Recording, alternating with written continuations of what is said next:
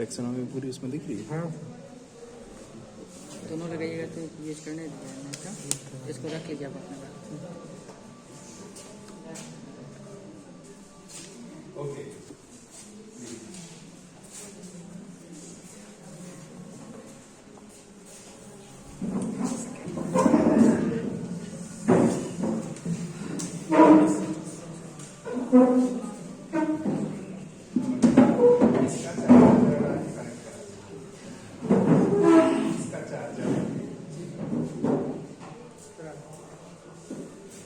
Earphone यहीं नीचे रख देते, कान में लगा अजीब सा लग रहा है, सुनाई नहीं दे रहा।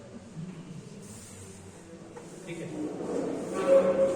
So good afternoon all. Today we all are going to have one session of teachers training. For the teachers it is very important to understand that what one have to teach and what the learners have to learn. Like many times it happens in the teaching learning process, what we do is we do teaching. हम अपना teaching का काम कर लेते हैं, but learning somewhere it is lacking. It is the responsibility of the teacher कि learning अच्छे से हो। लर्निंग अच्छे से होने के क्रम में एक बहुत इंपॉर्टेंट बात यह है कि एक टीचर हमेशा ये ध्यान रखे कि किस लेवल तक लर्निंग हुई। इस चीज को समझने के लिए कि किस लेवल तक लर्निंग हुई है, what we do many types of assessments हम लोग लेते हैं, बहुत तरह के एग्जाम्स हम लोग बच्चों के लेते हैं। एक क्रम ये हुआ कि एग्जाम लेना, एक क्रम ये होता है कि बच्चे के जीवन में उस पर्टिकुलर चीज का एप्लीकेशन होना। जैसे हम कई बार बात करते हैं, कोई भी चीज जब बच्चे ज्ञान अर्जित करते हैं तो इस क्रम में ये बहुत इंपॉर्टेंट होता है कि ये आगे चल के कहां अप्लाई होगा। बहुत सारी चीजें हम लोगों ने भी ऐसी पढ़ी हैं कि we are not having knowledge about these things, that where we are going to apply this knowledge. हम इस नॉलेज का सदुपयोग कहां कर पाएंगे जीवन में, ये कैसे होगा, ये चीजें, ये बहुत सारे सवाल हमारे जहन में रखते हैं। लेकिन अल्टीमेटली जो भी चीज हमारे कोर्स का, करिकुलम का जो भी पार्ट है, उस पार्ट को हमारा अधिकतम प्रयास यही होना चाहिए कि हम बच्चे को अच्छी तरह से दें ताकि वो अपने जीवन में कभी भी उस चीज का उपयोग कर पाए। अपना जब भी हम कोई भी असेसमेंट्स करें, कोई भी चाहे वो छोटे असेसमेंट्स के रूप में करें या वो बड़ी क्लासेस में, जैसे हम लोग एक बात करते हैं कि वेदर, क्लाइमेट, ये सारी चीजें मुझे लगता है कि 3rd और 4th क्लास से शुरू होती है and it will go on 10th class तक जाती है। जो एमएससी करना चाहे एमएससी में भी वो चीजें चली जाती है। आवर बॉडी, हम लोग एक बॉडी चैप्टर पढ़ाना शुरू करते हैं, 2nd क्लास से पढ़ाना शुरू करते हैं और इसका अंत नहीं है, हम पीएचडी तक इसको लेके जा सकते हैं। और बॉडी में अभी बहुत सारी ऐसी चीजें हैं जिसका रिसर्च अभी भी बाकी है। हमारी बॉडी के बारे में scientist, doctors who are doing research, they are not able to diagnose all the things that what the things are, कैसी चीजें हैं, चाहे वो बीमारियों की बात करें। लेकिन इसी क्रम में एक बहुत इंपॉर्टेंट एस्पेक्ट ये है कि हम चाइल्ड साइकोलॉजी को समझें। What is child psychology? जब भी हम साइकोलॉजी की बात करते हैं तो we all know that psychology is a study of human behaviour. Behaviour को जानना ये साइकोलॉजी है, ह्यूमन बिहेवियर को जानना ये साइकोलॉजी है। चाइल्ड साइकोलॉजी की जब भी हम लोग बात करते हैं तो डेवलपमेंट के डिफरेंट स्टेजेस में हम लोग इसके बारे में आगे बात करेंगे। डेवलपमेंट के डिफरेंट स्टेजेस में बच्चा किशोरावस्था तक जाने तक हम वो लोग बात करते हैं कि ये होती है चाइल्ड साइकोलॉजी। चाइल्ड साइकोलॉजी में मेनली चाइल्ड साइकोलॉजी के बहुत सारे उद्देश्य हैं। उनमें से एक मुख्य उद्देश्य ये है कि the teacher have to assess the things कि बच्चा क्या समझ पाया है। आप चाइल्ड साइकोलॉजी के क्रम में ये भी जान सकते हैं, बड़ी आप लोग जब भी क्लास लेने के दौरान ये चीजें बड़ी आसानी से जान जाते हैं कि मुझे पता है कि कौन सा बच्चा आंसर देगा, कौन सा बच्चा आंसर नहीं देगा। आप उसका फेस रीडिंग करके, उसकी बॉडी लैंग्वेज से बहुत अच्छे से जान सकते हैं कि मैं जो दे रहा हूं ये उसको ग्रैस्प कर रहा है या नहीं कर रहा है, ग्रास्पिंग पावर उसकी कितनी है। पर्टिकुलरली आपका भी फोकस क्लास में यही होता है कि मेरे क्लास में जो लर्नर्स हैं, जिनको लर्निंग करनी है, उसमें जो बच्चे usually very frequently this is a tendency of the teacher कि उसको जब जल्दबाजी रहती है तो ही लास्ट द फर्स्ट बेंचर्स, जो अच्छा आंसर चाहिए तो आंसर, अगर वो खुद को इवेल्युएट करना चाहता है कि मैं कुछ दे पाया कि नहीं, तो वो उस बच्चे से क्वेश्चन करता है जो बच्चा आप जानते हैं कि आंसर नहीं है। आप अपना अचीवमेंट तब समझते हैं जब आप समझ जाएं कि ये बच्चा जो है ये आंसर नहीं दे सकता था, मुझे नहीं लग रहा था कि इसको समझ में आया, इसने बता दिया तो आई हैव अचीव्ड समथिंग। अपनी अचीवमेंट आप उस मौके पे महसूस करते हैं कि जब ये पता हो कि ये बच्चा शायद क्लास में he was not sincere on the period of time I was teaching. उस पीरियड ऑफ टाइम पे ये नहीं सुन रहा था, लेकिन तब भी इसने आंसर किया, कहीं ना कहीं इसके दिमाग में ये चीजें गई जो। तो लर्निंग के ही उद्देश्यों को आगे लेते हुए हमारा जो ऑब्जेक्टिव होता है, हम लोग बहुत ब्रॉड एस्पेक्ट्स की अगर बात करें तो हमारे जीवन का लक्ष्य बहुत बड़ा होता है। लक्ष्यों की पूर्ति मुझे लगता है कि कहीं ना कहीं जहां लर्निंग होगी वही जीवन के लक्ष्य की प्राप्ति होगी। लेकिन लक्ष्य जो है ना जीवन का बहुत बड़ा है। किसी का आईएएस बनने का लक्ष्य है ना, तो वो आईएएस बनने के लिए उसको बहुत छोटे छोटे ऑब्जेक्टिव से होकर गुजरना पड़ेगा। उसका ऑब्जेक्टिव ये होगा कि पहले उसको इतिहास के बारे में कुछ पता हो, ये उसका छोटा सा ऑब्जेक्टिव है। जो आईएएस भी बनता है, those who are always learning NCERT पढ़ते हैं, जो भी आईएएस की प्रिपरेशन करते हैं लॉन्ग टर्म तक, किसी भी सिविल सर्विसेज की या किसी भी कंपटीशन की तैयारी करते हैं, they all go through this NCERT. 10th तक की एनसीईआरटी उठाते हैं वो, 10th तक का जो करिकुलम होता है इसको पढ़ते हैं। क्यों? क्योंकि बेसिक चीजें हम कहते हैं, we consider always that up to 10th class is the basic of all the subjects. When the concepts are clear on this level, जो हम उसके बिहेवियर में चेंज लाना चाहते हैं, जैसे हम लोग किसी भी सब्जेक्ट की बात करें, किसी भी करिकुलम की बात करें, तो हमें यह ध्यान रखना होता है कई बार कि मैंने उसे फर्स्ट एड पढ़ाया है, तो फर्स्ट एड का मेरा प्रोस्पेक्ट ये है पढ़ाने का, ईवीएस के टीचर का या साइंस के टीचर का, कि जिंदगी में कभी भी उसको इमरजेंसी लगे तो वो उसको अप्लाई कर पाए। इसलिए टीचर नहीं पढ़ाता है कि वो फर्स्ट एड की डेफिनेशन लिख सके। फर्स्ट एड की डेफिनेशन ये होती है कि प्राथमिक उपचार जो दिया गया, either the treatment which is initially given to the person, वो फर्स्ट एड हम ये कह सकते हैं। ये लर्निंग की बहुत नीचे लेवल की थिंकिंग हुई कि हमारे बच्चे ने ये जान लिया कि फर्स्ट एड की क्या डेफिनेशन है। लेकिन हम लोग को क्या करना है, हमेशा बच्चे को हायर ऑर्डर थिंकिंग की ओर लेके जाना है। हायर ऑर्डर थिंकिंग क्या हो गई? हायर ऑर्डर थिंकिंग ये हो गई कि बच्चे को बहुत अच्छे से पता है कि इसको इंसेक्ट ने बाइट किया होगा तो इसको क्या करना है, इसको अगर जल गया होगा तो वहां पे क्या करना है। ये बच्चा अगर मान लीजिए कट लगा होगा, वुंड होगा, उसमें से ब्लड निकला होगा तो उसको क्या करना है। यही सारी चीजें हायर लेवल ऑफ थिंकिंग है। सिर्फ फर्स्ट एड की डेफिनेशन लर्न करना, this is lower order thinking.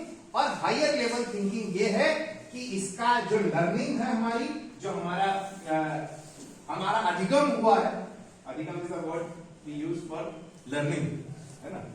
In B.Ed also, in the other certification course also, you all have heard about these things. अधिगम क्या है ना? What learning objectives क्या हैं? तो हमारे learning objectives को क्लियर करने के लिए B.S. Bloom, बेंजामिन ब्लूम ने एक टैक्सोनॉमी दी।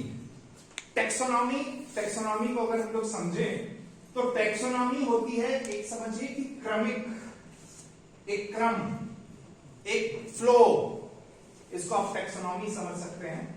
तो किसी भी चीज के बच्चे की लर्निंग का या असेसमेंट का, assessment in the sense, assessment हम लोग क्या करते, क्यों करते हैं, why we do we assessment, हम दोनों चीज के लिए करते हैं। हम असेसमेंट इसलिए भी कर सकते हैं कि टीचिंग वाज इफेक्टिव और नॉट, मैंने जो टीचिंग की वो इफेक्टिव थी कि नहीं थी, एंड हमें ये भी कि लर्निंग इफेक्टिव हुई कि नहीं। एक चीज हो गया कि आपने क्लास में गए और आपने अपना पूरा चैप्टर कर लिया, that is a part of teaching, and all the students are able to get that particular things what you have taught in that particular class, ये हो गई लर्निंग।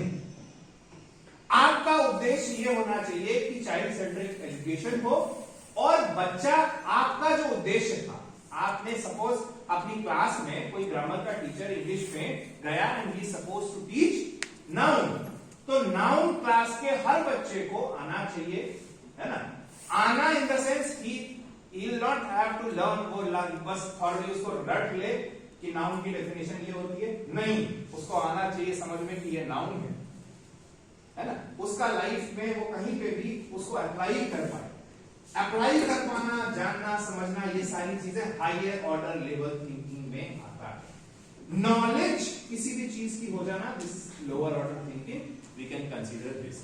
तो इसी के बारे में आज हम लोग बात करेंगे, ब्लूम टेक्सोनॉमी के बारे में। In order to start that, first of all, from the first slide, just let it be.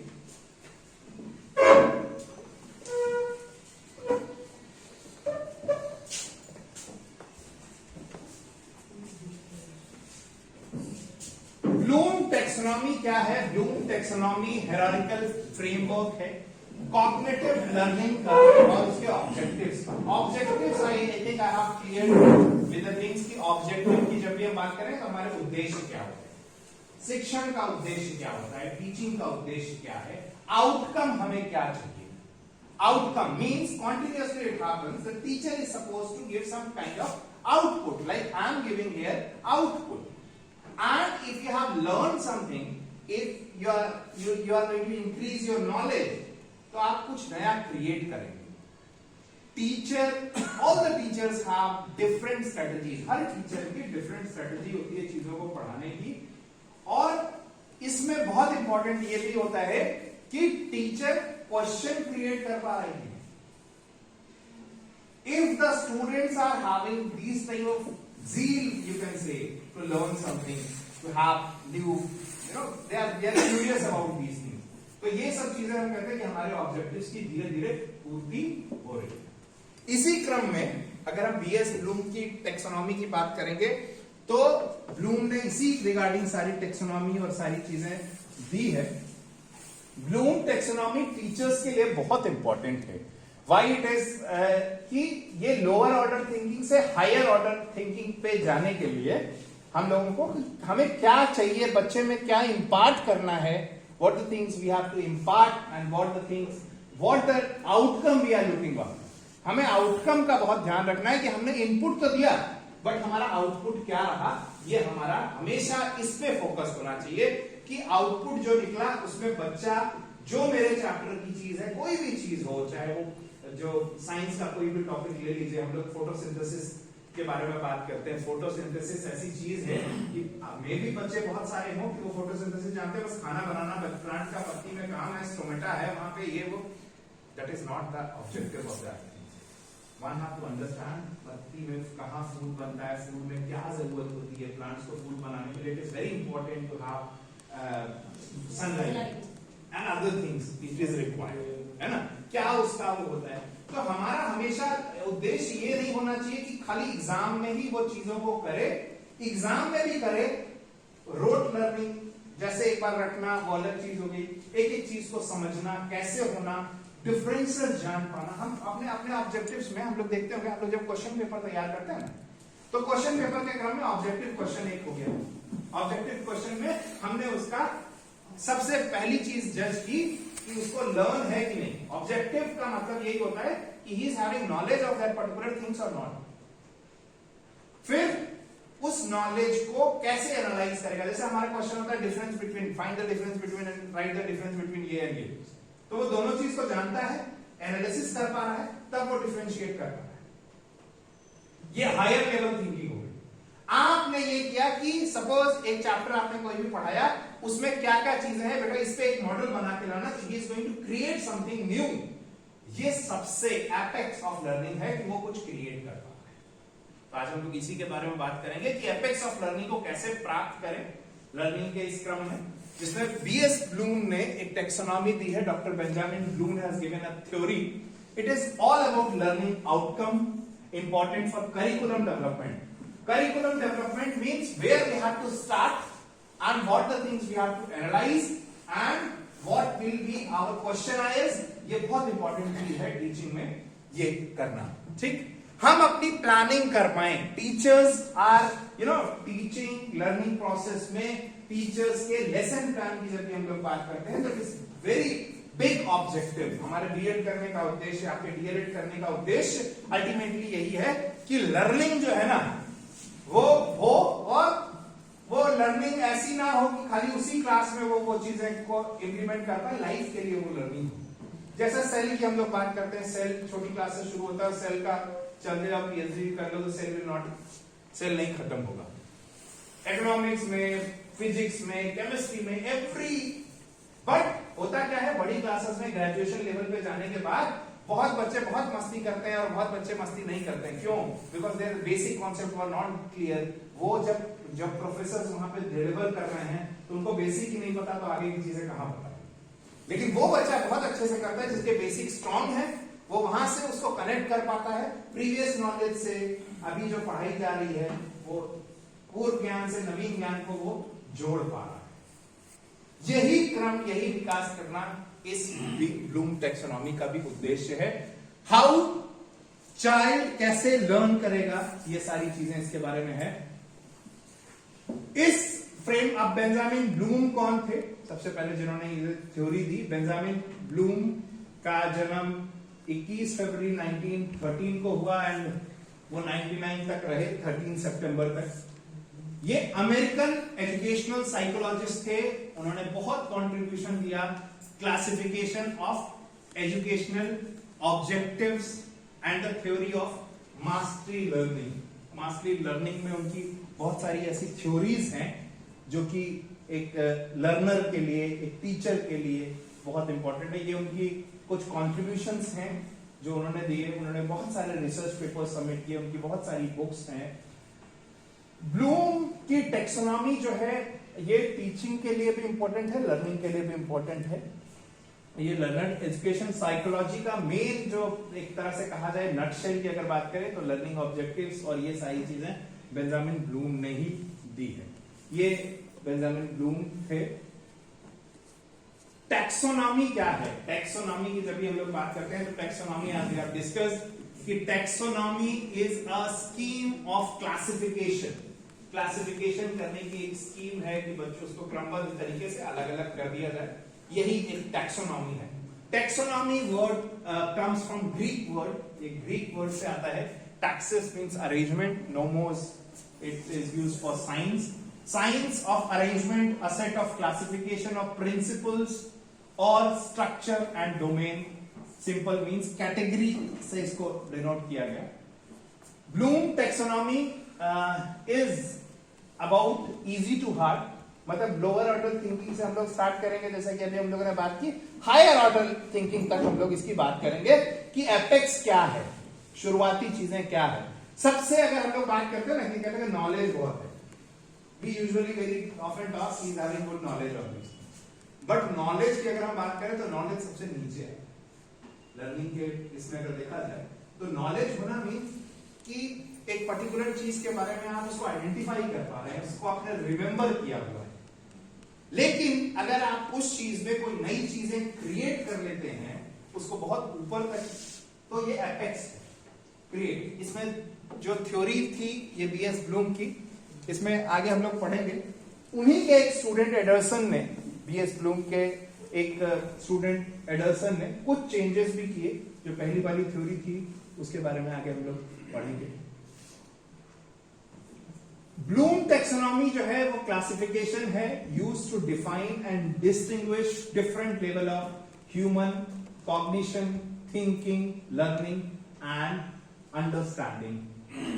What is the purpose of this Bloom taxonomy?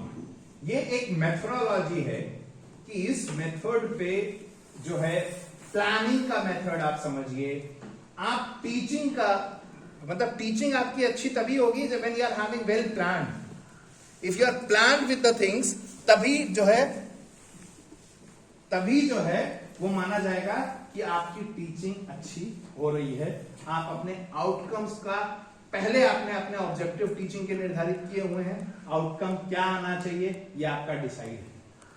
इस टैक्सोनॉमी में तीनों चीज का बहुत, जैसे हम लोग इसके बारे में जब भी इसकी बात करते हैं तो इसमें तीन चीजें आती हैं, तीन डोमेन है इसके। One is cognitive, one is affective and one is psychomotor. When we talk about the cognitive को अपने मस्तिष्क से हम लोग डिनोट करते हैं कि दिमाग की चीज है ये। And affective is about the feelings. When sometimes what we in the learning, while doing learning, बच्चा या टीचिंग के क्रम में हम लोग उसको बहुत सारी ऐसी चीजें सिखाते हैं जो बहुत सारे इमोशन से जुड़ी होती है। तो इमोशन वाला पार्ट जो होता है वो आता है हमारे अफेक्टिव डोमेन में। इस डोमेन के अगर हम लोग चर्चा करेंगे कॉग्निटिव डोमेन की, फिर अफेक्टिव डोमेन की और फिर साइकोमोटर डोमेन की। साइकोमोटर मींस, साइकोमोटर डोमेन्स की जब भी हम लोग बात करेंगे तो ये reflection, physical activity as it is denoted with the hand, ये रिफ्लेक्शन आपके नॉलेज का, आपकी लर्निंग का, आपने जो इनपुट दिया बच्चे में उसके आउटपुट का, उसकी बॉडी पे कोई एक्शन होना, रिफ्लेक्ट होना, ये सारी चीजें आता है साइकोमोटर डोमेन में। लेकिन बीएस ब्लूम की इसमें सबसे इंपॉर्टेंट जो टॉपिक है ना वो कॉग्निटिव डोमेन ही है ना।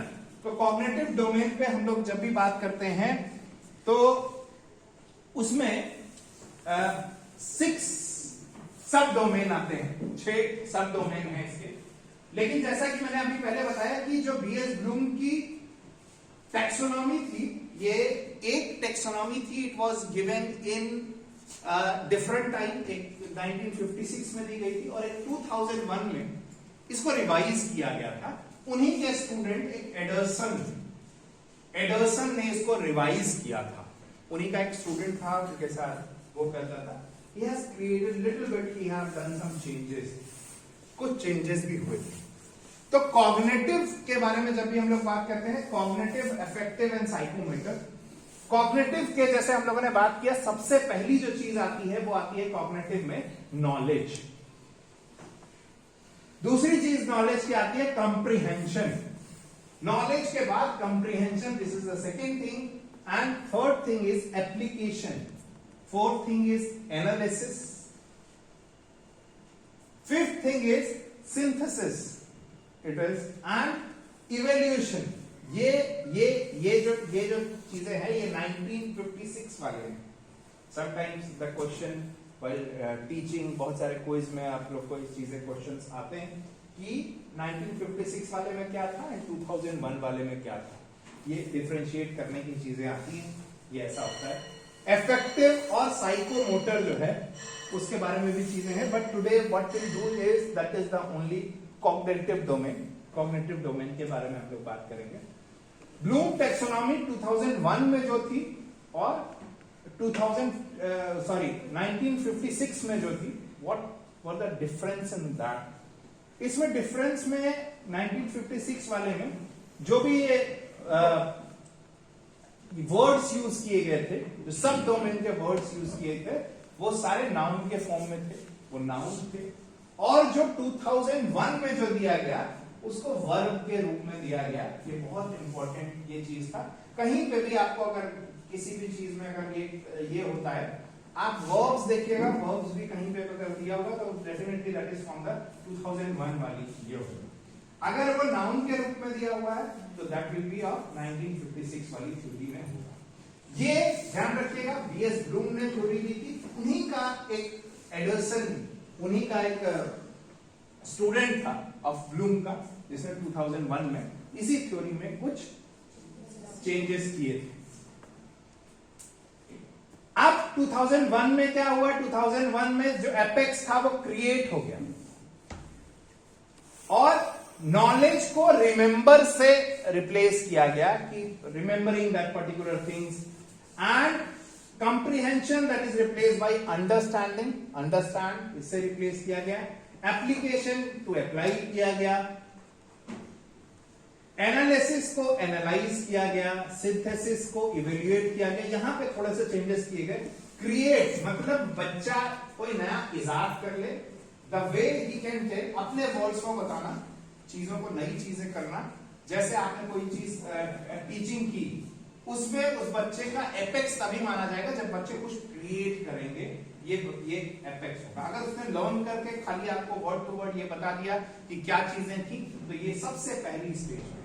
हम लोग क्या करते हैं कई बार, फर्स्ट स्टेज पे बच्चों को छोड़ देते। फर्स्ट स्टेज क्या है कि नॉलेज हो गई, बच्चे को नॉलेज हो गई फर्स्ट एड क्या होता है, बच्चे को नॉलेज हो गई कि एडजेक्टिव क्या होता है, but he is not able to differentiate कि एडजेक्टिव कहां यूज होते हैं, एडजेक्टिव्स कौन कौन से होते हैं। हम लोग अगर फर्स्ट स्टेज पे छोड़ देते हैं तो हम जो बहुत सबसे नीचे वाला लेवल ऑफ लर्निंग है वहीं पे है।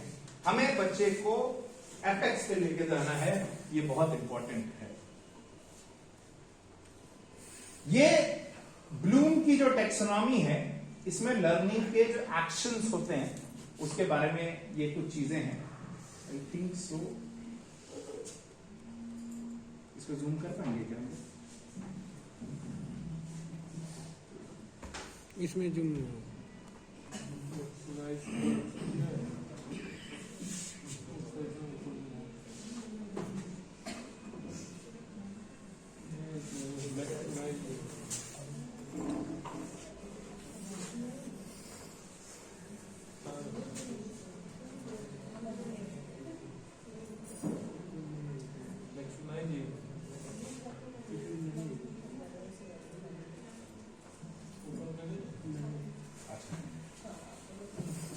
ठीक है। अब ये जो बीएस ब्लूम की जो टेक्सोनॉमी है, इसमें जब भी हम लोग नॉलेज की बात करते हैं तो नॉलेज पे बहुत सारे ऐसे कीवर्ड्स आते हैं जिसको हम लोग कंसीडर कर सकते हैं कि नॉलेज है, क्या नॉलेज है, कैसी नॉलेज है। हर पर्टिकुलर वर्ड के लिए यहाँ पे डिफरेंट वर्ड्स दिए हुए हैं, कीवर्ड्स दिए हुए हैं। जैसे अगर हम लोग बात करें इवेल्युएशन की, बच्चा इवेल्युएट कर पा रहा है चीजों को कि नहीं, तो इसको हम लोग जज भी कह सकते हैं। जज करना, इवेल्युएट करना, what the things are. Knowledge mean someone is able to remember those things, recall करना, रिमेंबर करना, ये सारा पार्ट जो हो गया, that is we can consider as that this is the part of knowledge. Define करना किसी चीज को, that is the part of knowledge. किसी भी चीज को लोकेट करना, मतलब हमने कोई भी चीज बच्चे को दिखाई है कि ये होता है बेटा, ये होता है। सपोज हमने दिखाया कि ये जो है बस है, ये ट्रक है, तो ही इज एबल टू, वो रिकग्नाइज कर ले रहा है, वो रिमेंबर किया है, वो लर्न किया है उस चीज को कि ये बस होती है ऐसी, ऐसा ट्रक होता है, ऐसा एयरप्लेन होता है, ऐसा कोई भी चीज होती है। तो ये सारी चीजें आती है। आइडेंटिफाई, लेबल, जैसे हम लोग अपने जब भी ऑब्जेक्टिव क्वेश्चन छोटे छोटे तैयार करते हैं तो हम लोग ये भी ध्यान रखते हैं कि आइडेंटिफाई कर पा रहा है कि सपोज हमने फ्रीडम फाइटर्स की फोटो दे दी है ना, तो फ्रीडम फाइटर की फोटो को आइडेंटिफाई कर पा रहा है कि हाँ ये सुभाष चंद्र बोस है ना। ये सारी चीजें इसमें आता है। क्या स्टेट है उसके बारे में डिस्क्राइब भी कर पाना, this is the part of knowledge. Knowledge के बाद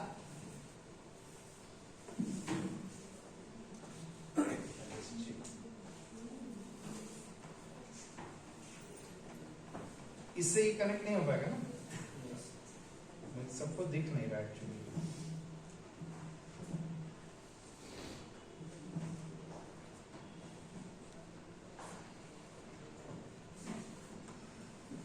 comprehension, that is the part.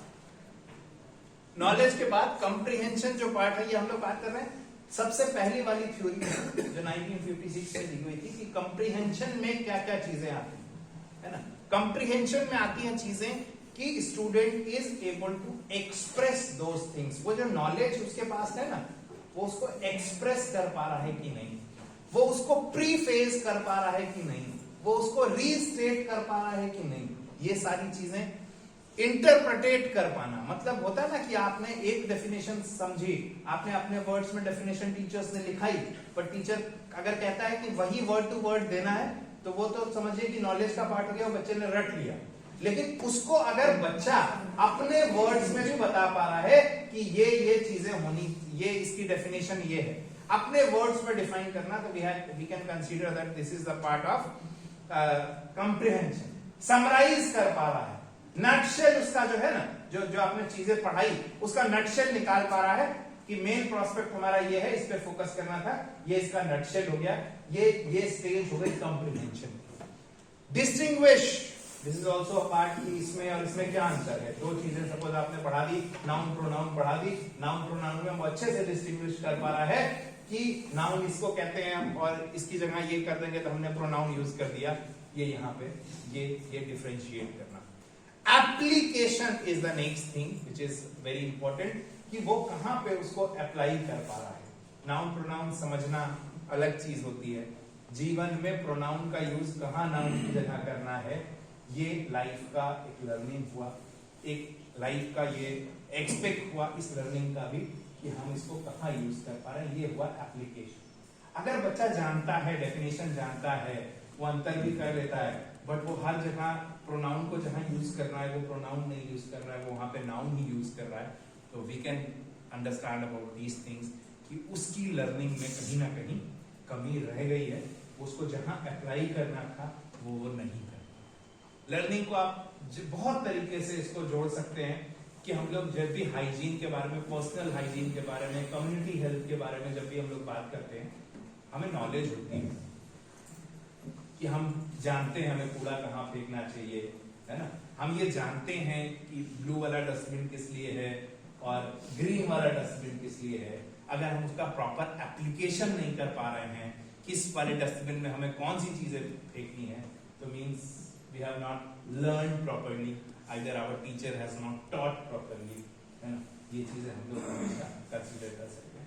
तो जीवन में उद्देश्य लर्निंग का ये भी एक बहुत इंपॉर्टेंट होता है कि आप जो चीजें जानते हैं, अब डिवीजन बच्चा क्यों सीखता है, डिवीजन अगर मान लीजिए सीख रहा है तो डिवीजन का उसको बहुत अच्छे से है कि 200 टॉफीज है, 50 में डिवाइड करना है उसको, तो 50 में कैसे डिवाइड करेगा, डिवाइड करने का यूज अगर वो पर्टिकुलर जगह पे नहीं कर पाया, लॉन्ग मेथड से वो बांट रहा है कि एक एक देंगे एक, तो उसका कोई मतलब नहीं हुआ, वो डिवीजन पढ़ने का उसका कोई मतलब नहीं हुआ, मल्टीप्लिकेशन पढ़ने का उसका मतलब नहीं हुआ अगर वो मल्टीप्लिकेशन को सही जगह नहीं यूज कर पा रहा है, वो ऐड करता जा रहा है but he is not able to multiply.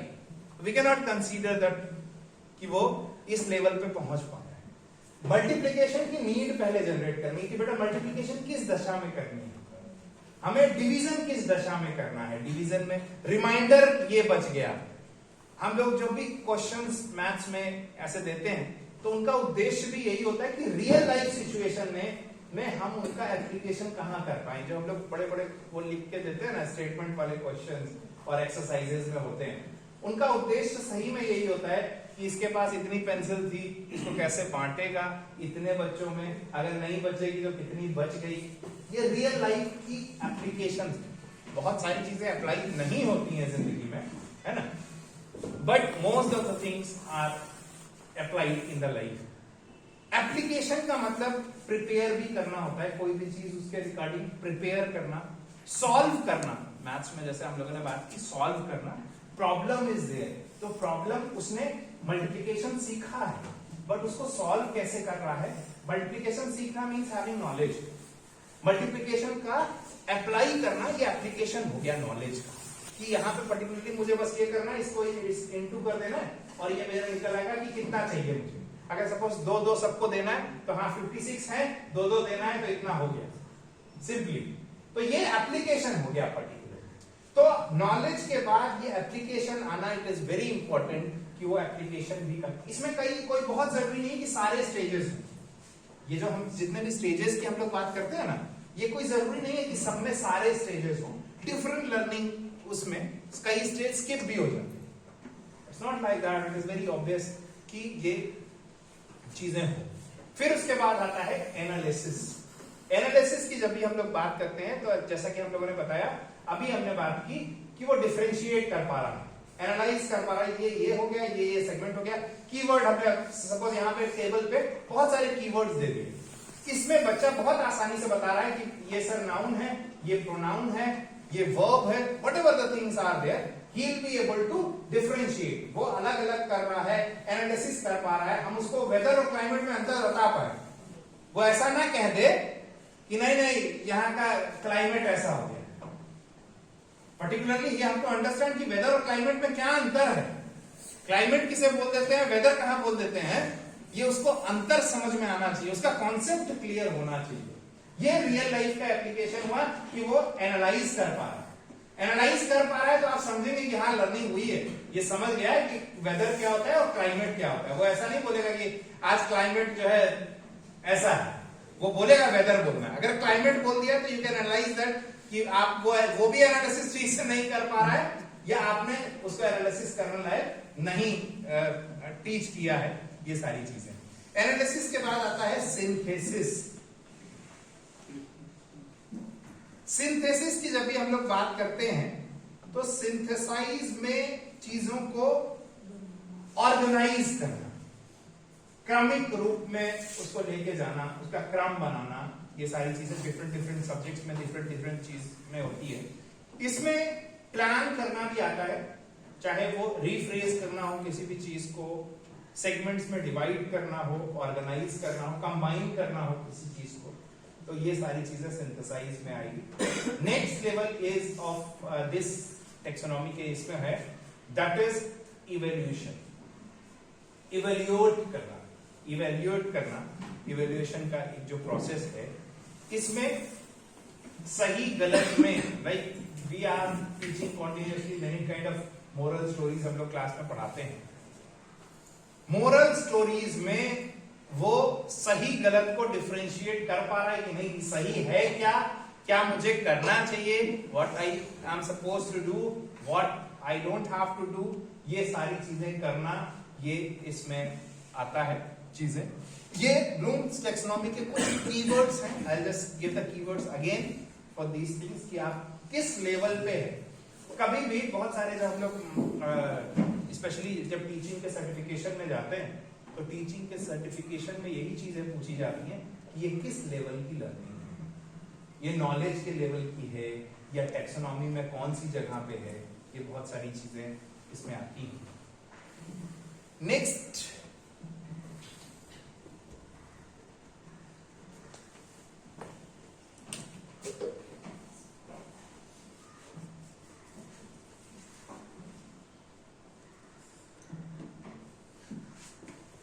ये जो रिवाइज, मैंने आप लोगों को बताया अभी कि रिवाइज जो पहला फेज था, जो ब्लूम ने दिया था, जो एडर्सन ने दिया था, एडर्सन वाला रिवाइज हुआ।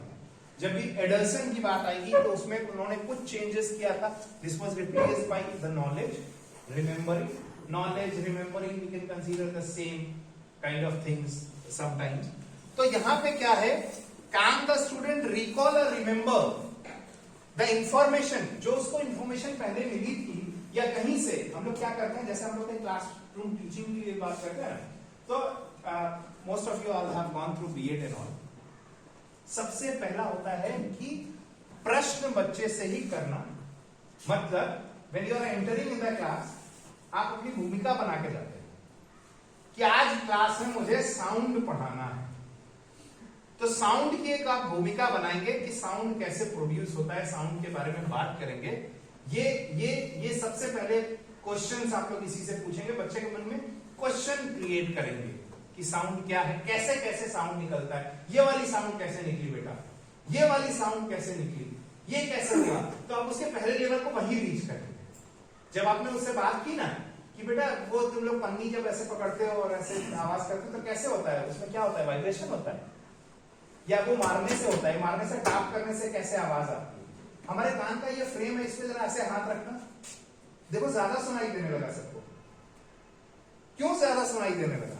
इसलिए ज्यादा सुनाई देने लगा कि यहां से चीजें टकरा के अंदर जा रही हैं, इसलिए ज्यादा सुनाई देने लगा। तो मींस आपने उसके फर्स्ट चीज को वहीं पे कर दिया। अब देखिए किसी को अगर मल्टीप्लिकेशन नहीं समझ में आ रहा है और आप उसको वर्ड मास पढ़ाने लगिएगा, पार एकदम पार हो जाएगा, नहीं कोई मतलब नहीं है उसके। आएगा भी वो क्लास में घर ही पे रहेगा, physically he will be present in the classroom, उसको मल्टीप्लिकेशन भी नहीं आता, बॉड मास पढ़ा रहे हैं उसको, है ना। तो ये बहुत उसकी चीजें हैं। इसलिए पूर्व ज्ञान से नवीन ज्ञान को जोड़ने के क्रम में उसका जो पूर्व ज्ञान है वो लेना है। क्लास में पहुंचते ही अपने सब्जेक्ट को, अपने सब टॉपिक को बच्चे से निकालना है। बच्चे से ये पूछ लेना है कि हम पर्टिकुलर, जैसे हम क्लास में घुसे, आज मुझे मीथेन पढ़ाना है, बहुत बदबू आ रही है आपकी क्लास से, झूठ है बदबू नहीं आ रही है, देन आल्सो योर क्लास कि बदबू, वो समझे कि बदबू क्या होती है। सम वी फील लाइक अच्छी चीज है और समवेयर वी फील लाइक ये बुरी चीज है। One have to understand about these things कि हाँ ठीक है सर बदबू की जिक्र कर रहे हैं, कैसे कहां से बदबू आती है बेटा। अगर मान लीजिए आपके वॉश बेसिन में बहुत दिन से कूड़ा इकट्ठा है, वहां पे गंदगी है, तो बदबू आती है ना बेटा। यह एक क्यूरियोसिटी वहां पे आप क्रिएट कर रहे हैं, वहां पे हाँ बदबू क्या होती है, खुशबू क्या होती है, ये आप डिफरेंशिएट कर रहे हैं। फिर उस बदबू के बारे में बता रहे हैं, चीजें बेटा सड़ती हैं तो वहां पे मेथेन निकलता है, ये तरह की गैसेस होती हैं, इनकी ऐसी ये स्टिंग करती हैं या चीजें। तो ये इसका उद्देश्य भी, सारी चीजों का उद्देश्य भी अल्टीमेटली एक क्रम बनाने का है। वीएस ब्लूम की टेक्सोनॉमी का मतलब भी एक क्रम बनाने का है कि आप इस क्रम से उठें, इस क्रम पे पहुंचें, इस क्रम पे इसका एप्लीकेशन करें और यहां पे बच्चा ये कर पाए और ये कर पाए और ये कर पाए। हमें बच्चे को फर्स्ट लेवल ऑफ लर्निंग पे नहीं छोड़ना है। फर्स्ट लेवल ऑफ लर्निंग पे वेरी इजीली आप जाइए, बच्चे से क्लास में जाइए, वो फर्स्ट लेवल ऑफ लर्निंग आपकी बहुत जल्दी रीच कर जाए। But ultimately in future one have to, जब भी वो हम लोग भी बहुत ज्यादा ये चीजें देखते हैं, बाय टीचिंग बाय लर्निंग। हम लोग भी जब पढ़ते थे ना, तो टीचर जो हमें फर्स्ट लेवल पे छोड़ के चला जाता था, बात इधर उधर नहीं करता था, वो टीचर हमें बहुत अच्छा लगता, बहुत अच्छा लगता था कि यही सर आ रहे हैं तो अच्छा है। और जो टीचर पढ़ाता था सही लेवल पे, आपको कहीं ना कहीं से लेके जाता था, वो टीचर आपको नहीं अच्छा लगता था, आपको असेंबली में ही देख लेते थे, अरे वो एब्सेंट है, I am very happy today, है ना। तो on that period of time it happens कि आपको बुरा लगे बच्चे को, लेकिन बच्चे में जब, जैसे हम लोग ये बात करते हैं टीचिंग में कि in education psychology, in pedagogy, in pedagogical leadership, when you are doing, आप उसको वही चीज शुरू वहां से करें जहां से वो आप उसके लेवल पे उतरना। चाइल्ड सेंट्रिक एजुकेशन की हम लोग बात करते हैं तो means you have to be on that level of the student कि यहां से मुझे चीजों को उठाना है, यहां तक लेके जाना है ना, ये कर पाना, मतलब मेरे उद्देश्यों की पूर्ति होगी। और उद्देश्यों की पूर्ति होगी आपकी, तभी जीवन का बड़ा लक्ष्य भी पाया जा सकेगा। छोटे छोटे ऑब्जेक्टिव्स को अपने क्लियर करते रहना, मतलब बच्चे को भी हम लोग ऑर्डर टू मोटिवेट, हम लोग बहुत बार कहते हैं बेटा 10th अच्छे से पढ़ लो, ये चीजें कभी खैर खत्म नहीं होती, आप लोग भी उसी स्टेज पे हैं। 10th अच्छे से पढ़ लो, फिर मौज ही मौज है एकदम, कुछ नहीं करना है। 11th में कुछ नहीं, आप 11th में आ गए, ठीक है। फिर उसके बाद ग्रेजुएशन कर लो, इसके बाद तो बस कुछ नहीं, कोई कुछ नहीं करना है, सब एकदम अच्छा ही अच्छा। बीएड कर लो बेटा, बीएड कर लो, टेट निकाल लो बेटा, टेट निकाल लो जल्दी से, फिर उसके बाद जीवन सफल है। सुबह से 8 बजे से शुरू हो जाओ, रात के 9 बजे तक ट्यूशन पढ़ाओ, जीवन सफल है ना। बट वो भी नहीं, अच्छा नहीं, गवर्नमेंट टीचर हो जाओ तब जीवन सफल है ना। तो ये कभी खत्म नहीं होना है, बट छोटे छोटे ऑब्जेक्टिव्स, जब हम लोग देखिए, जब बड़े गोल की तरफ तभी बढ़ सकते हैं, देख भी सोच भी बड़े गोल की तरफ तभी सकते हैं जब हाई स्कूल अच्छे से पढ़ें। टेट के बारे में उसको ख्याल नहीं आता, जिसने बीएड ऐसे ही कर लिया है आ गया, उसको टेट का ख्याल भी दूर से ही भाग जाता है। जिसने ग्रेजुएशन ठीक से नहीं किया, उसको टेट जिस दिन आ गया था उसी दिन से उसको बुखार आ गया कि ये मेरी चीज की नहीं। तो बहुत सारी चीजें हैं, छोटे छोटे गोल्स को, बड़े गोल्स को प्राप्त करने के लिए जीवन में छोटे छोटे ऑब्जेक्टिव्स में हमको चीजों को डिवाइड करना पड़ेगा। फॉर टाइम बीइंग ये 1 ईयर का हमारा ये ऑब्जेक्टिव है, 2 इयर्स का हमारा ये ऑब्जेक्टिव है, 3 इयर्स का हमारा ऑब्जेक्टिव है, लॉन्ग टर्म गोल हमारा ये है कि नहीं। लॉन्ग टर्म गोल, सपोज किसी का बहुत कुछ करने का है तो पैसा भी तो चाहिए, पैसा आप ही को अर्जित करना पड़ेगा, है ना, बहुत सारी चीजें। तो understanding, can student explain their ideas, concepts को वो बता पा रहा है, ये हो गई understanding. Can student use the information, ये एप्लीकेशन हुआ, वो कहीं पे सही पे जगह पे यूज कर पा रहा है, ये एप्लीकेशन हुआ।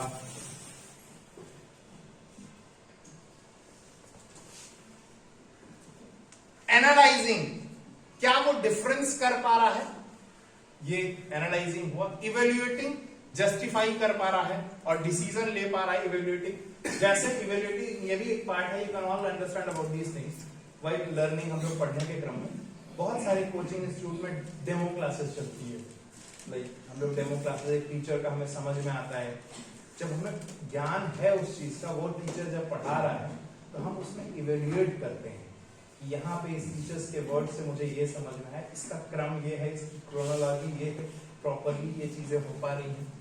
और क्रिएट, स्टूडेंट अपने पॉइंट ऑफ व्यू को रख पा रहे हैं कि नहीं। जैसे हम यूपीएससी के एग्जाम्स की बात करें ना, तो यूपीएससी में मेंस लिखना means you are writing your view, it's not like that whatever you have learn वो आप लिख रहे हैं। सबसे पहला जब उसका प्री होता है ना, तो प्री वाले में ही सारे लोग छट जाते हैं, वो जो बहुत ज्यादा रटे रहते हैं चीजों को, उनका पेट प्री से ही भर जाता है ना। फिर वो जब इस लेवल पे आते हैं, मेंस के लेवल पे आते हैं, मेंस के लेवल पे उनकी क्या क्रिएट कर सकते हैं, वहां पे किस चीज की जरूरत पड़ती है कि क्या वो कर सकते हैं। In the mains writing is very important. तब वो अगर ये चीजें हैं, तो ये सारी चीजें हैं इसके ब्लूम की टेक्सोनॉमी के बारे में। इसमें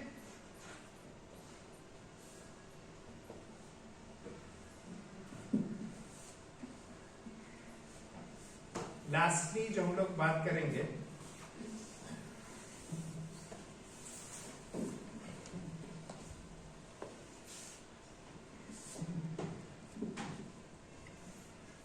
ब्लूम टेक्सोनॉमी में knowledge to specify the facts, terms, concept, principle, theories, to understand, interpret, compare, contracts and explanation of that, it is comprehension. To apply knowledge or new situation to solve the problems, problem solving ही जीवन में काम आती है। किस problem को कैसे solve करना, यही जीवन में बहुत इंपॉर्टेंट होता है। सही लर्निंग का उद्देश्य वही होता है, सही जीवन के उद्देश्य, चाहे वो लाइफ की रियलिस्टिक प्रॉब्लम्स हो, चाहे वो किसी एग्जाम के पेपर की प्रॉब्लम्स हो, ये सारी चीजें हैं। इस सारी चीजों को अगर हम लोग कंप्राइज करें तो रिमेंबरिंग मतलब one have understand and remember the facts about the information. Understanding level अगर हम लोग इसकी बात करें, ये सारी चीजें अगर बच्चे में आएगी, ये जो हम लोगों ने ये की कि बच्चे में अगर ये चीजें आई, बच्चे में अगर हम लोग एपेक्स पे पहुंचने की कोशिश कर रहे हैं, तो इस क्रम में सबसे पहले जो हम लोग बात करेंगे कि वो रिमेंबरिंग कर पा रहा है कि नहीं। रिमेंबरिंग, अगर बच्चा कह रहा है कि I can remember the fact about the information, मैं रिकॉल कर पा रहा हूं, मैं रिमेंबर कर पा रहा हूं इस चीज के लिए, तो this is the first level. Understanding, जब स्टूडेंट कहे yes I can explain in my words, not like that word to word whatever you have taught in the class, वो वर्ड टू वर्ड अगर वही बात कर रहा है तो वो वहीं पे है, पहले वाले पे। बट अगर वो उसका अंडरस्टैंडिंग हुई है तो वो आइडियाज को एक्सप्लेन कर पाएगा, अप्लाइंग, वो इंफॉर्मेशन को न्यू वे में ले जा पाएगा, एंड एनालाइज, ही कैन, जैसे क्यूरोसिटी की स्थिति जो होती है ना, क्यूरोसिटी की स्थिति जो आती है वो एनालाइजिंग में ही आती है कि अच्छा ये हो गया सर, ये होगा तो कैसा होगा, हमने मल्टीप्लिकेशन तो कर लिया, अब हम डिवीजन कैसे करेंगे, है ना, या अलग चीज पे ये अलग अलग प्रोस्पेक्ट आता है। इसी क्रम में अगर हम लोग आगे बढ़ते हैं तो नेक्स्ट चीज ये है